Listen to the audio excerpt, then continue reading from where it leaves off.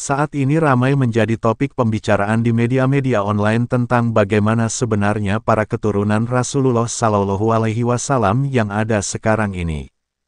Apakah benar nasab keturunan Rasulullah tidak ada lagi?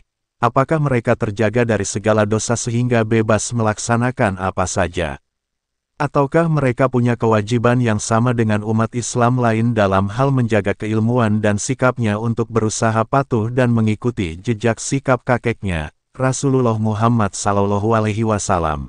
Para ulama ahlu sunnah wal jamaah berpendapat, mereka yang merupakan keturunan Sayyidah Fatimah dari jalur Hasan maupun Husain adalah keturunan Rasulullah Sallallahu Alaihi Wasallam melalui jalur nasab. Ada pula orang lain yang bisa menyambung kepada baginda Nabi bukan melalui jalur nasab, tapi karena jalur sebab, mereka adalah para ulama yang benar-benar ulama, yaitu mereka yang selain alim juga mengamalkan ilmunya. Dalam sebuah hadits yang panjang, diriwayatkan oleh Kasir bin Qais Rasulullah bersabda yang artinya, sesungguhnya ulama adalah pewaris Nabi. Sunan Abi Dawud, Juz 1, halaman 81. Nabi Sallallahu Alaihi Wasallam tidak meninggalkan harta benda atau kekayaan dunia. Yang ditinggalkan adalah ilmu, oleh karena itu yang menjadi pewaris gudang ilmu Rasulullah adalah orang-orang yang berilmu, baik itu zuriyah secara nasab maupun tidak. Apabila ternyata ada zuriyah Rasul secara nasab namun ia sekaligus menjadi ulama, lengkaplah dia karena keilmuan dan mempunyai keturunan darah daging Rasulullah Sallallahu Alaihi Wasallam yang mulia. Lalu, bagaimana seandainya ada di antara keturunan Nabi Sallallahu Alaihi Wasallam secara nasab namun tidak mengikuti ajaran-ajaran kakeknya? Syekh Ibnu Athaillah As-Sakandari dalam kitabnya Tajul Arus, mengutip sebuah ungkapan yang disampaikan oleh Nabi Ibrahim alaihi salam yang mengadu kepada Allah dalam ayat, yang artinya, barang siapa yang mengikutiku, maka orang itu termasuk golonganku. Surah Ibrahim, 36. Dengan kata lain, siapapun orangnya, tanpa pandang bulu, apabila mengikuti jejak Nabi Ibrahim, baik keluarga ataupun tidak, akan menjadi golongan Nabi Ibrahim alaihissalam, begitu juga sebaliknya. Pada ayat yang lain mengisahkan bagaimana kisah Nabi Nuh alaihissalam, pada saat ia dan kaumnya dilanda bencana banjir bandang. Allah Subhanahu wa Ta'ala sudah menjanjikan orang yang akan selamat adalah siapa saja yang mau tunduk dan patuh atas ajakan Nabi Nuh. Namun apa daya, anak Nabi Nuh sendiri yang bernama Kanan tidak mau mengikuti ajakan ayahnya. Dengan begitu, ia akhirnya tenggelam. Nabi Nuh alaihi salam lalu mengadu kepada Allah Ta'ala dengan aduan yang sebagaimana diabadikan dalam Al-Quran yang artinya, dan Nuh memohon kepada Tuhannya sambil berkata, "Ya Tuhanku, sesungguhnya anakku adalah termasuk keluargaku, dan janjimu itu pasti benar. Engkau adalah hakim yang paling adil." Quran Surah Hud, 35. Walaupun itu anak kandungnya Nabi Nuh alaihi salam sendiri, karena tidak menurut, Allah Subhanahu wa Ta'ala pun kemudian berfirman menjawab aduan Nabi Nuh tersebut, yang artinya, Dia, Allah, berfirman, "Wahai Nuh, sesungguhnya dia bukanlah termasuk keluargamu, karena perbuatannya sungguh tidak baik. Janganlah kamu meminta kepadaku sesuatu yang tidak engkau ketahui.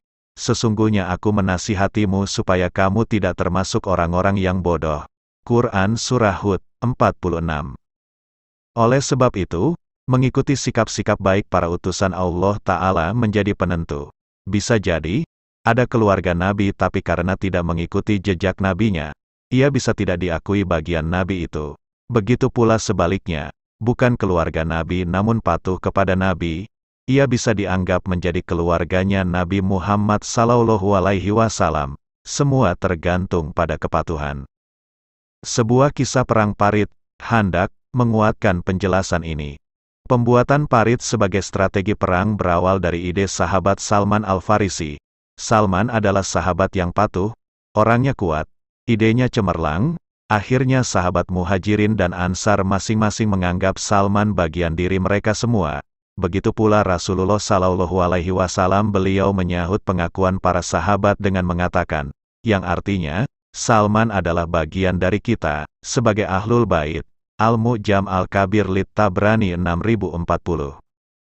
Walaupun Salman bukanlah darah daging Rasulullah, ia juga bukan keturunan suku Quraisy. Ia orang Persia. Walaupun demikian, ia diakui Nabi sebagai ahlul baitnya, keluarga Nabi. Karena apa? Sebab ia beriman lagi patuh. Kuncinya adalah mengikuti perintah dan menjauhi larangan Rasulullah Shallallahu Alaihi Wasallam.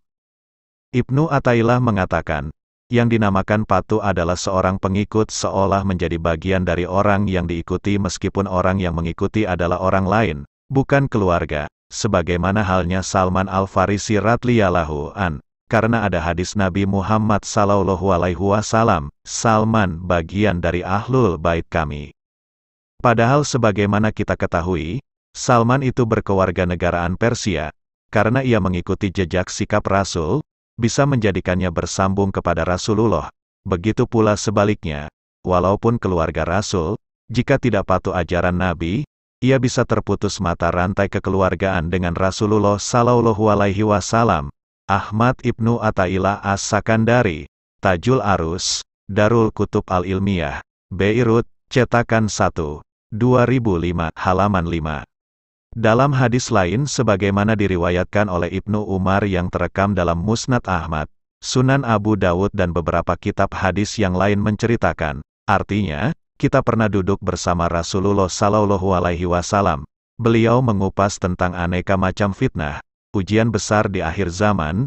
Beliau menjelaskan panjang lebar tentang fitnah-fitnah itu, hingga beliau menyinggung tentang fitnah akhlas. Ada seseorang yang bertanya, "Ya Rasulullah, apa yang dimaksud fitnah akhlas?"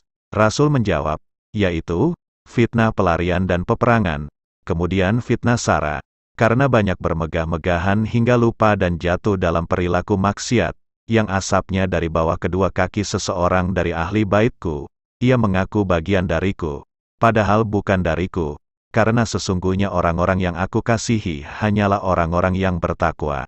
Kemudian manusia bersepakat pada seseorang seperti bertemunya pinggul di tulang rusuk. Setelah itu, fitnah Duhaimah, yang tidak membiarkan ada seseorang dari umat ini kecuali dihantamnya. Jika dikatakan, ia telah selesai, maka ia justru berlanjut. Di dalamnya ada seorang pria yang pada pagi harinya beriman, tetapi pada sore harinya menjadi kafir, sehingga manusia terbagi menjadi dua kemah keimanan yang tidak mengandung kemunafikan dan kemah kemunafikan yang tidak mengandung keimanan. Jika itu sudah terjadi, maka tunggulah kedatangan Dajjal pada hari itu atau besoknya. Musnad Ahmad, 6168. Dalam menafsiri hadis tersebut, Syekh Ali bin Muhammad Al-Qori, dalam karyanya Mirkatul Mafatih Syarah Misikatul Mashabih menjelaskan, yang dimaksud ia mengaku bagian dariku, adalah karena secara lahir, kenyataannya memang ia bagian dariku, Nabi Muhammad, dalam sisi nasab. Adapun hasil nyatanya, fitnah tersebut ada karena disebabkan olehnya, dan justru ia malah menjadi pembangkit fitnah tersebut. Rasulullah Shallallahu Alaihi Wasallam bersabda, "Laisa mini," maksudnya adalah hakikatnya orang tersebut bukanlah ahli baitku, keluargaku. Sebab, apabila ia benar-benar ahli baitku, Rasulullah Shallallahu Alaihi Wasallam, tentu ia tidak berkontribusi pada fitnah tersebut. Hal itu mirip dengan firman Allah Subhanahu wa Ta'ala, "Sesungguhnya dia bukanlah termasuk keluargamu, karena perbuatannya sungguh tidak baik." Syekh Ali bin Muhammad Al-Qori, Mirkatul Mafatih Syarah Misikatul Mashabih, Darul Fikr, Beirut, 2002, Juz 8, halaman 3399. Dari ulasan ini, dengan demikian dapat kita ambil kesimpulan. Pertama, nasab Nabi Shallallahu Alaihi Wasallam merupakan nasab mulia apabila dibarengi dengan mengikuti aturan-aturan Nabi. Kedua, setiap orang mempunyai kesempatan yang sama untuk bisa dianggap menjadi ahlu bait Nabi dengan cara mengikuti jejak perilaku beliau. Ketiga, zuriyah Nabi secara garis nasab bisa tidak dianggap sebagai zuriyah apabila tidak mengikuti jejak perilaku Rasulullah Shallallahu Alaihi Wasallam. Keempat, zuriyah yang sekaligus pengikut ajaran Rasulullah Shallallahu Alaihi Wasallam tentu kedudukannya sangat tinggi dan terhormat. Demikian ulasan ini yang dihimpun dari berbagai sumber. Wallahu a'lam bishawab.